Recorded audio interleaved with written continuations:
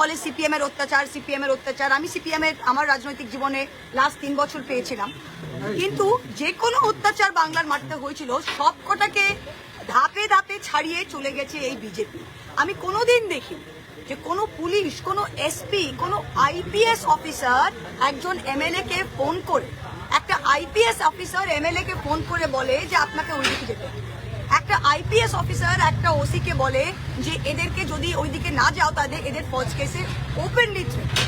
প্রত্যেকটা জায়গায় আমাদের কর্মীদের এটা করছে, প্রত্যেকটা জায়গায়। আমি কর্মীদের স্ট্রেট বলতে চাই যে দেখুন, আপনারা তৃণমূল কংগ্রেস কর্মী, আমাদের অনেক বড় বড় ঢ্যামনা ঢ্যামনা নেতা ছিল যাদের মুখে আমি আজীবন শুনে এসেছি আমরা সিপিএম এর সাথে লড়াই করেছি। অনেক ববি, অনেক অরূপ, অনেক জাভেদ খানকে দেখেছি তারা নাকি সিপিএম এর সাথে লড়াই করেছে। যেই না সরকার পড়লো সেকেন্ড দিন গিরগিটির মতো, গাদ্দারের মতো লেজ গুটিয়ে উল্টো দিকে পালিয়ে গেল। তাই তারা কোন লড়াই করেছে কিনা আমার দেখার দরকার নেই। আমি আমাদের কর্মীদের বলছি যে এই গাদ্দারদের কি লড়াই করেছে সিপিএম এর সাথে তা আমাদের দেখার দরকার নেই। আজকের দিনে দাঁড়িয়ে যে বিজেপির সাথে লড়াইটা দিতে পারবে সেই কিন্তু ইতিহাসের পৃষ্ঠায় থাকবে। আরেকটা জিনিস আপনাদের বলছি, এই যে চলছে এটা খুব কম টাইম, হ্যাভ পেশেন্স। 2029 সালে ভগবান নরেন্দ্র মোদী সরকারকে দিল্লিতে আবার ফেরাতে পারবে না। আর বিজেপি খুব দিল্লি কেন্দ্রিক দল, যেই দিল্লির পাওয়ারটা চলে যাবে তখন কিন্তু প্রত্যেকটা রাজ্যে ওদের দাপট কমে যাবে। ওদের 77টা বিধায়ক এত দাপটে গত 5 বছর নাচিয়ে বেড়াতো কেন? আমাদের 80টা ভয় পেল কেন? কারণ ওদের 77টার সাথে দিল্লির আনলিমিটেড টাকা ছিল, ওর প্রত্যেকটার কাছে সিআরপিএফ সিআইএসএফ ছিল। কেউ বাংলা পুলিশের উপর নির্ভরশীল ছিল না, ওদের ভয়ই ছিল না। শুভেন্দুদা কি করতো? শুভেন্দুদা মুখোমুখি ডিআইজি, ডিএসপি, এসপি এদেরকে মুখের ওপরে গাল দিত, কেউ কিছু করতে পারতো না। আর আমাদের লোকের সেটা করতে পারছে না কারণ সেন্ট্রাল পুলিশ আমাদের সাথে নেই।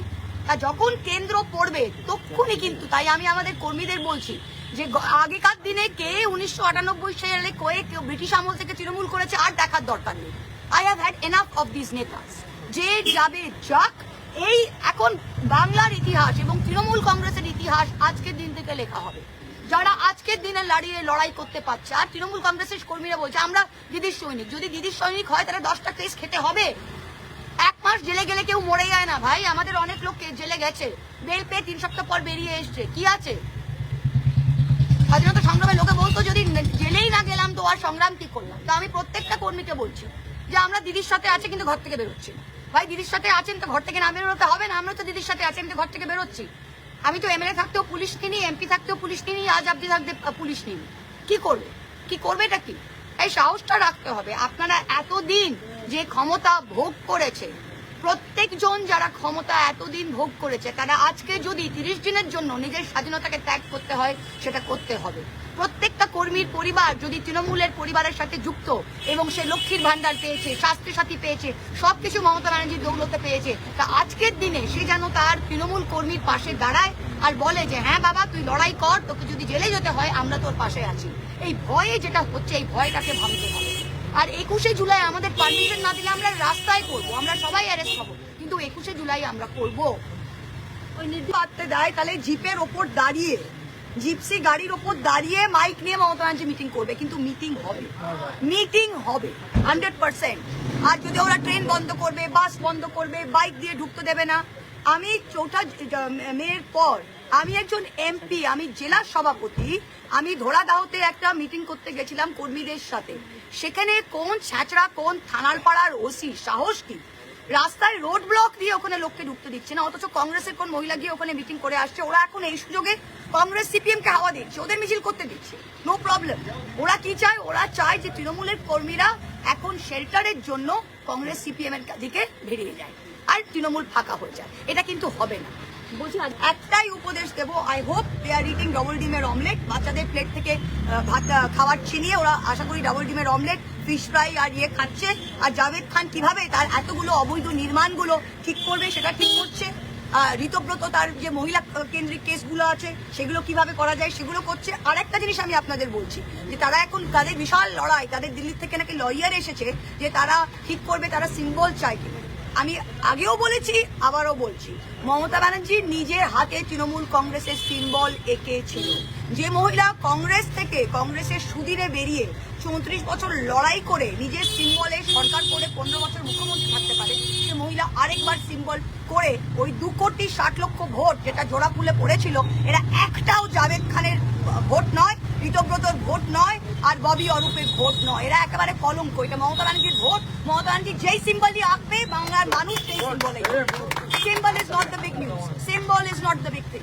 All India Trinamool Congress KMC councillor হিসেবে ওরা আর কি মিটিং করছে আজকে। কেএমসি কাউন্সিলর কিভাবে থাকতে পারে? কেএমসি তো আমার যতদূর আইনত এটা তো খুব শিক্ষিত। প্রবলেমটা কি হয়েছে মানে মানে কক্ষ গোবংশ আমার মা যেটাকে বলে। The minute a council corporation is disbanded, mayor has resign, there is a board, right or wrong, there is no Calcutta corporation today, so councillor তো কেউ নেই, সব তো এক্স কাউন্সিলর। তো এক্স কাউন্সিলর তো আপনি কেউ এক্স কাউন্সিলরের যা আপনার তো কেউ যদি সিপিএম এর কাউন্সিলর থাকতো 2009 সালে, তারও যা অস্তিত্ব এদেরও তার অস্তিত্ব। এরা কারা? এরা কারা আজকে আমি জানতে চাই। এরা না তৃণমূলের, এরা কারা? এরা তো আজকে ইলেক্টেড মেম্বার নয়, এরা তো আজকে ইলেক্টেড মেম্বার নয়। Council has been dissolve, corporation has been dissolve. ওরা তো আসল তৃণমূলের অংশ নয়। ওরা, আমি তো বারবার বলছি ভাই ঋতব্রত যাবে, তোরা একটা কর না, একটা পার্টি কর না, একটা party make a party, call it the Ritabrata যাবে Bobby Arup Congress and let everybody be part of it. Mamata ব্যানার্জির মুখ নিয়ে এত কেন লড়াই, আর মমতা ব্যানার্জির আঁকা সিম্বল নিয়ে কেন এত লড়াই? আছে যারা বুক ফাটিয়ে 65 জন বুক ফাটিয়ে 1.5 মাস আগে অব্দি সিএম এর বাপমা তুলে গাল দিত, তারা আজকে সিএম এ কিসের জন্য গেছে ম্যাডাম? কিসের জন্য গেছে? ববি অরূপ কিসের জন্য গেছে? যখন হয়েছে ফিরহাদ হাকিমের নামে, তাহলে আপনারা কি তাহলে পুরনো কোনো দস্তাবেজ দলিল আপনাদের কাছে যদি থাকে সেগুলো পেশ করবেন? আমরা কিসের জন্য পেশ করবো? তো শুভেন্দু দা তো এখন মুখ্যমন্ত্রী হয়েছে, এমন কোন পুলিশ তো উনার হাতে, পুলিশ তো শুভেন্দু তার হাতে, তো শুভেন্দু তার হাতে পুলিশ, শুভেন্দু তার হাতে কর্পোরেশন।